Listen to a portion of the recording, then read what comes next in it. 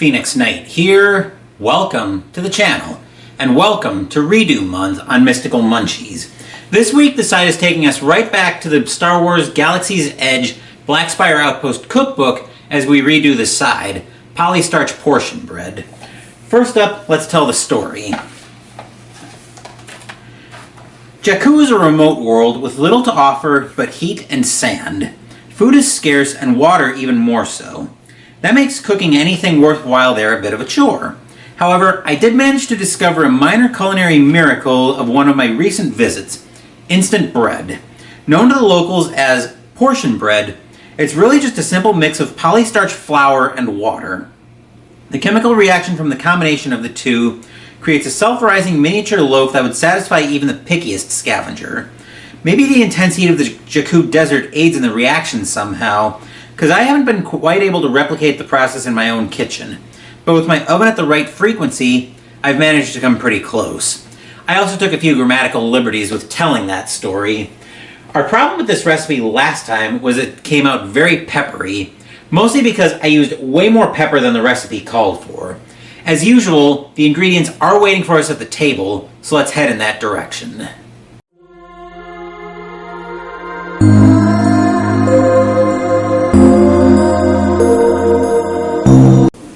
For this recipe, I'm going to go grab a laser pointer so I can actually point everything out. I think that's probably going to be a lot easier.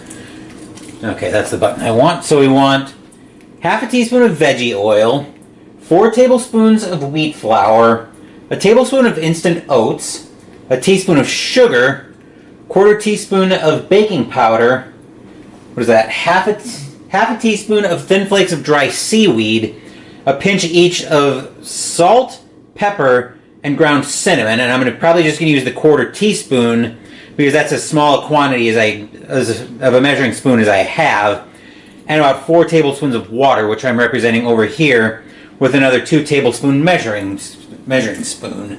So with that, let's head into the kitchen and start putting this recipe together.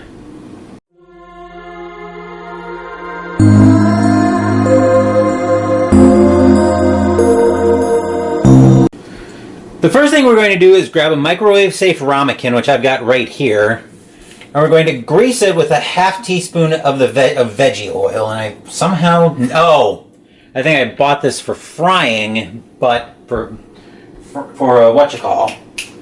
deep frying using the pot, using my stock pots, but I never opened it. I think I bought a smaller container.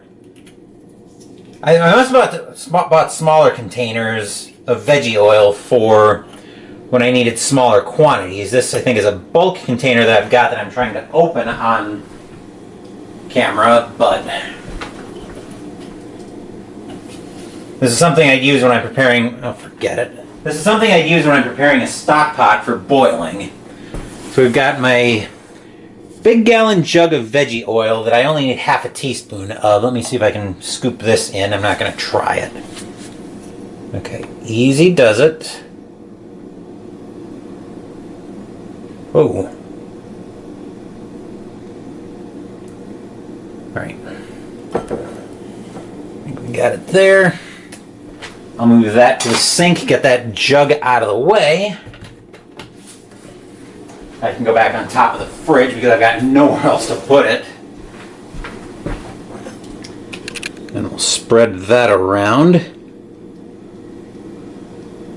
just to let it grease the bottom of the ramekin.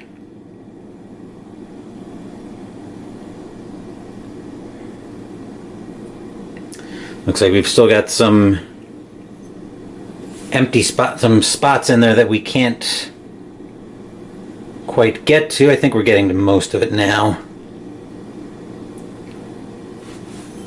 Trying to let it in to the light so I can see where pattern's going. I may need to pour a little bit more in there now. I think we're mostly fine. I'll probably just keep tinkering around with that as I'm preparing the rest of the recipe. But with that set, we can start putting the actual bread together.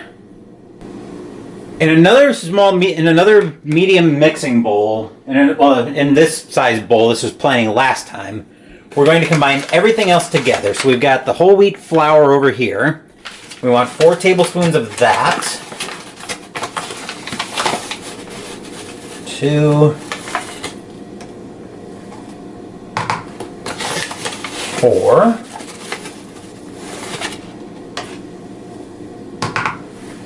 That can go into the dishes. The flour can go back up. I think we'll put that. Trying not to have everything fall on me. Tablespoon of Quaker oats. I'm using a half tablespoon, so all I have to do is scoop out 2 of these. 1, 2. That can go back up as well. Perfect. Teaspoon of sugar, which I'll bring the canister for that briefly into shot.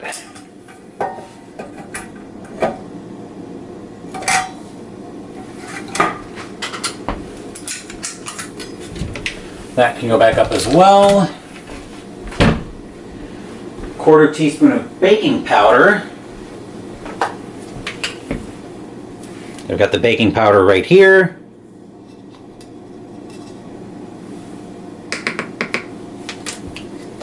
That is going nowhere.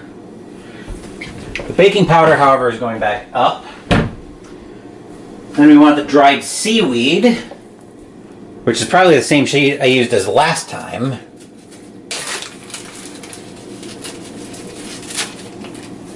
So we'll tear a few pieces of this off.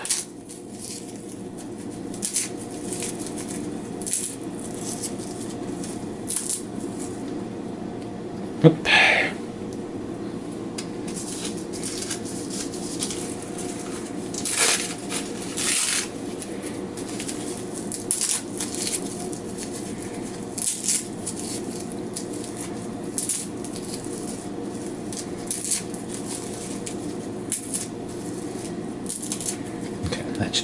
That should be plenty of seaweed.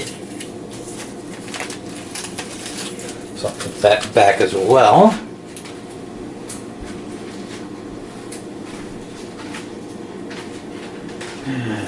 Okay. That can go back into there. And this can go back up.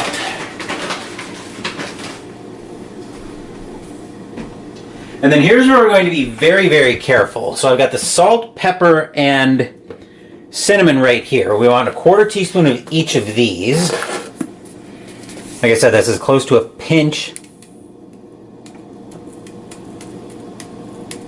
as I can come. So there's salt. Back up. Pepper we're actually going to scoop out. If you remember, we poured it last time, and that was where we had the disaster. 1/4 teaspoon of pepper.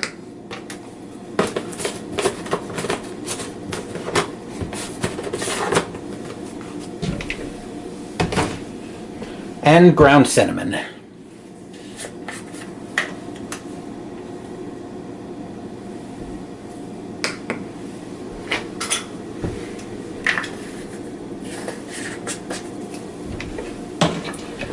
And enough water to hold it together. I'm going to start off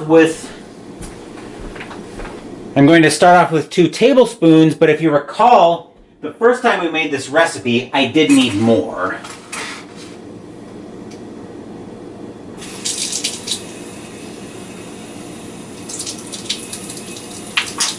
All right, we'll bring that back in and we'll start mixing this up.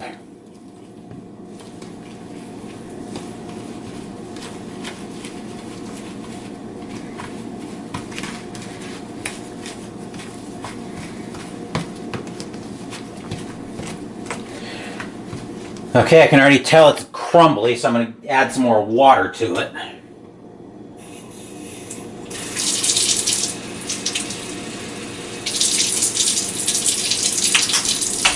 Let's see how we do with 4 tablespoons of water now.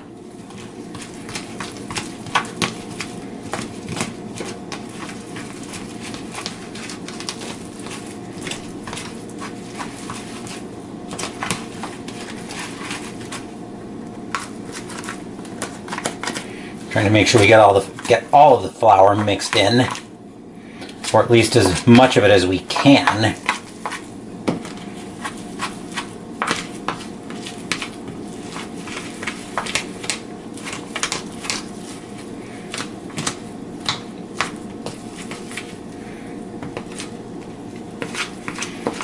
That seems like it's roughly holding. Okay, so I'll bring the ramekin back into shot, making sure everything's still greased in there. And at this point, we want to form it into a rough ball. This is going to be a very rough looking ball, most likely.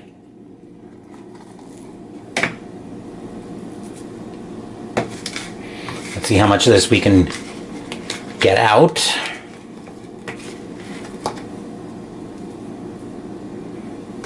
Looks like we got most of it there.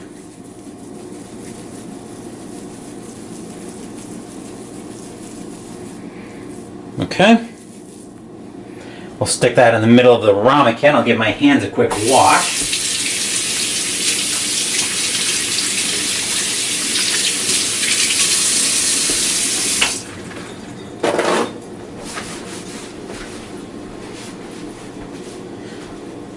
Then we'll reposition the camera slightly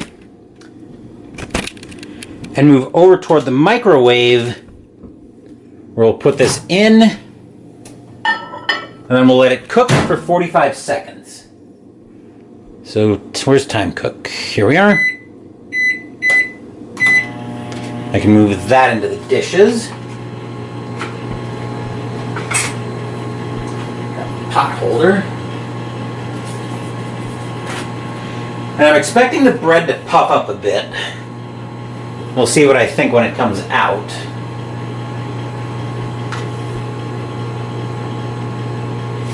Yes, I know this is the boring part, but I think watching the boring parts is really helping me on these episodes of Mystical Munchies to not screw the recipes up.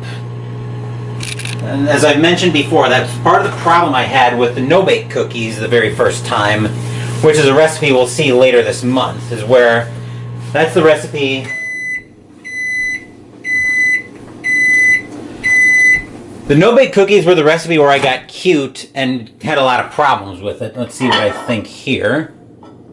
That's not that warm. A little wet, so we'll put it back in for another 45. I had to hit it. If you recall, the first time we made this recipe, I actually had to hit it twice with the 45-second timer just to make everything go off, because it came out a little bit on the wet side the first time. So this is just kind of par for the course, as it were.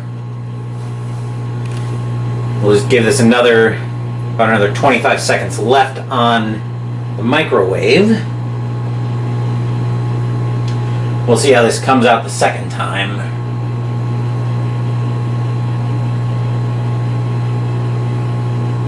I never knew microwave bread was a thing until this recipe came across my radar. So this is kind of a new experience even for yours truly. That can come out. All right, easy does it. Set that. That's a little bit better, but I'm going to hit it. I think I'll feel it. Actually, I'm definitely going to let it cool before we go over to the taste test, but I think just to be sure, I want to hit it. I'm going to hit it one more time. I think it's also a little bit bigger than it was last time, so that's going to be part of the reason I'm wanting to be a little bit more careful with this one. I'm going to get a plate out for the bread when it's ready. I'm just trying to make sure there's that right consistency of, I want it to feel like it's holding together before I plate it, let it cool, and then we adjourn to my desk for the taste test. Because I really want to make sure this recipe turns out. I don't want to have to come back to this recipe a third time. I liked how the Pitmaster's Choice turned out last week, so I'm I could see using that as an appetizer for bigger gatherings. But I do need like a day's heads up on that recipe. Because there's that 8-hour overnight refrigeration on the ingredients in there, and yeah, I think that's probably about where I want it to be. So I'm going to let that cool for about 15 minutes, and then then I'll meet you guys back over at my desk for the taste test.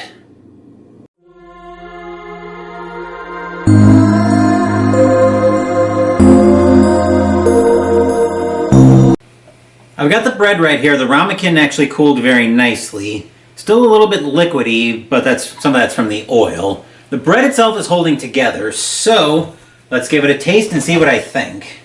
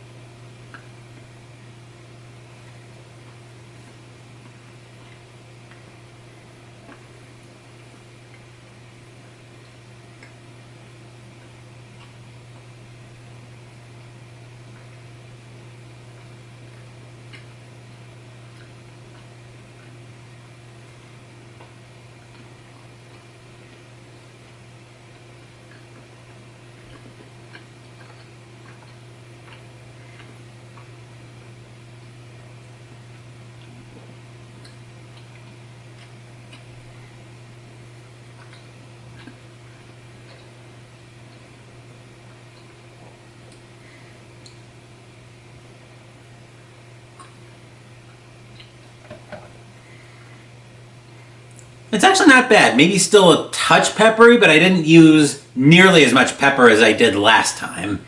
I was even noticing a little bit of the cinnamon as I was chewing it. It's been a while since I've had bread like that, so that's why I was chewing it for so long. But yeah, I'm actually pretty happy with how this recipe turned out, and it's a nice quick recipe when you're in the mood for bread, but you don't want to make a lot of it. So, that's another episode of Mystical Munchies in the books. Next week is part redo, part new recipe. We're going to the entree next week as we head back to the Marvel Eat the Universe cookbook to make Deadpool's chimichangas. The original recipe was Deadpool's chimichangitas, so we're going to see if bringing the recipe up to full size makes me any happier with it. Thank you for watching the video. Please give the video a thumbs up and subscribe to the channel. Be sure to turn on notifications so you get my content. Be well, stay safe, take care of yourselves and your loved ones, and I'll be back with more videos in the future. Until then, take care everyone.